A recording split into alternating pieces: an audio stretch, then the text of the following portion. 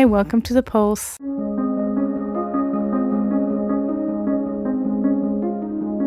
I hope you're doing well. My name is Julie, I'm your host. And today in this episode, I would like to talk about the to-do list. And more specifically about the fact that I wish my to-do list was empty. And what do I mean by that?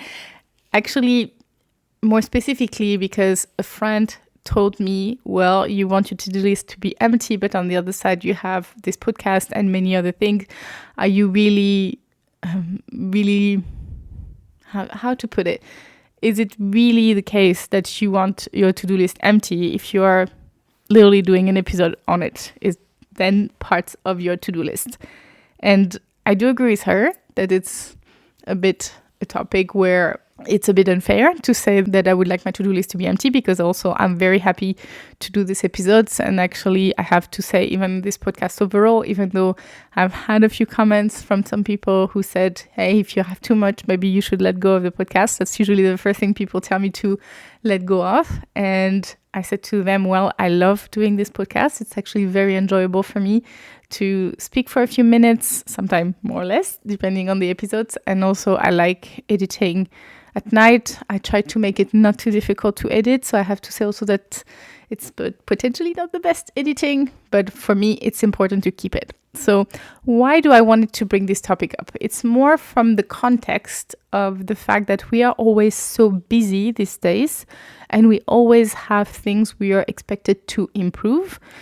And I know my previous episode was also on the Atomic Habit book, and therefore also you have to improve your habits. But sometimes we are so busy and our to-do list is so long that it becomes overwhelming.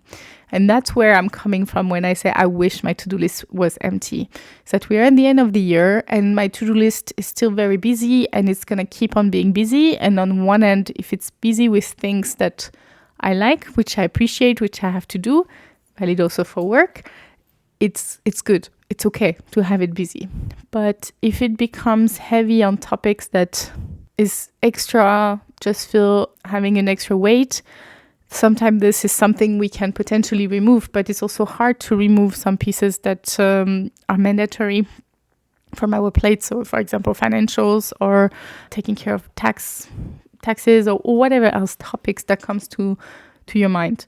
So what can we do to alleviate that, and what can I do? I mean, to be fairly transparent, I feel like also my to-do list include declutter my basement, or to take the trash out, or to do, so some pieces are more regular stuff. Some pieces are to go through the 100 light bulbs I have downstairs, or even to go through all the old cables I don't need anymore. And that sounds a bit like decluttering, but there is, I promise, other topic in terms of ensuring that the remote works again for my TV. And it's all those things add weights over and over and over again. So it's important, the same way we've been taught, and a lot of time I feel in my work, I constantly have that message reinsured by management, which I also want to ensure that I do the same within my project team. It's focus on priorities. What are the priorities? And you can let go of some pieces. And I think this is also valid for your home, for your personal life. We have a lot, and I have a to-do list with a huge backlog. But what is critical for me? Is cleaning my basement the most critical things right now? No, my home is good. The basement, I can take care of it in a month or two, as long as it's taken care of at some point, but I don't have to do it tomorrow. So I can remove it from my regular to-do list. I can remove a bit of weight. It's still going to be somewhere. I still always ensure that it's returned. So I'm using Notion, and I have my daily to-dos, I have my weekly to-dos, I have my monthly to-dos, and I have kind of like part topics that I know are still in my head, still important for me, but they're not the prior right now. And I think that's helped me alleviate or remove some of the weight on my shoulder of this constant to-do list. I mean, I'm literally on the other side of the screen. I have my terrace that clearly needs brooming. But we're in the middle of winter. Does that make sense that I do this now? If anyway, I'm going to have to do it again in 2 weeks, and I'm not using my terrace anyway because it's winter, it's cold. it gets windy, and also it's going to get wet again tomorrow, most likely. No. So it's something that, yes, my life is not perfect. Yes, my terrace is not perfect in that case, but I'm okay, and I need to feel more comfortable in letting go. And that's a bit what I wanted to bring to the picture today, because we have so much to do, and even more in this period of the end of the year. And potentially the goals that I've talked about in the prior episodes of doing your 2026 goals are adding on your to-do list that is way too busy. And I think we have to be okay to say, hey, you know what? Not this month. And even for 2026 goals, who says you have to do them now? You can potentially do them in January or February if you're less busy then. But it's important to ensure there is a moment where you focus on it, so it doesn't become an endless to-dos or like a topic at the bottom of your list, that you also take care of yourself. So define your prior the same way we do for work. Define your prior at home, define your prior for your personal life. There are some topics that I really put in the back burner. I'm not the best at it, so it's still on my mind. It's still not empty, and it will never be. It's a almost bottomless pit in a way, this to-do list. But at least it's not constantly on my mind because it's written somewhere and I can let it go for at least a little bit. And be kind to yourself on that front. And I wanted to quickly also touch base because I mentioned the priorities when it comes to work. And we are in an environment nowadays where there is a lot of to-dos for the employees, a lot of extra work that comes to our plate. There is a lot regarding efficiency, and sometimes it can be overwhelming when it comes to all the work that we have to do for your day-to-day job. And here again, it's important to define what is a prior and really to rate the activities into the order that makes sense for you, and to ensure that you tackle first what needs to be tackled first, what is the most important task of the day, but that you also have the space to let go at the end of the day.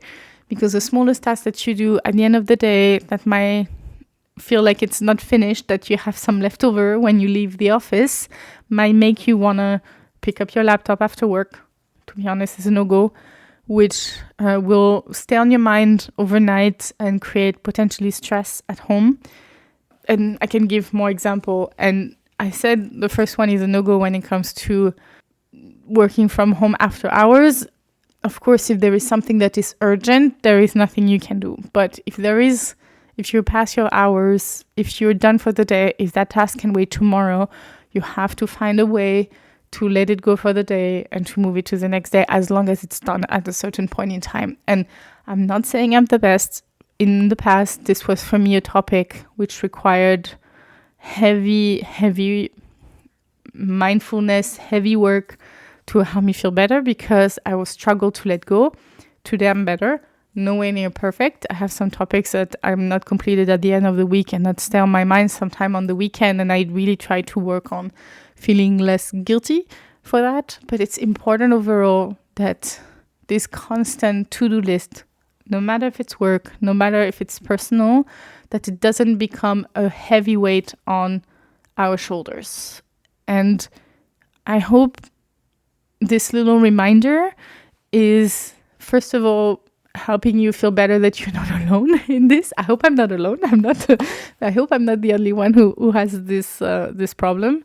But I also hope that it's kind of like sparkle a change for the better for your day-to-day and for your life in that context, because it can be overwhelming and take over really your life. I've seen it. I have had it at some point.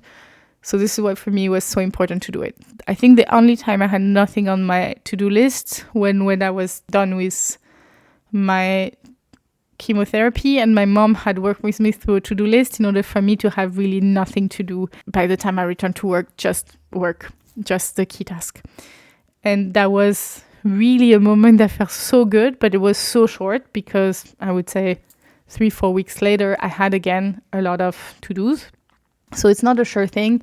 It's not something that is ever sustainable to have an empty to-do list. So I would say, instead of thinking empty to-do list, think, how can I dilute that to-do list through multiple mini to-dos, including one that is more parking or backlog. I hope you like this episode and this little reminder.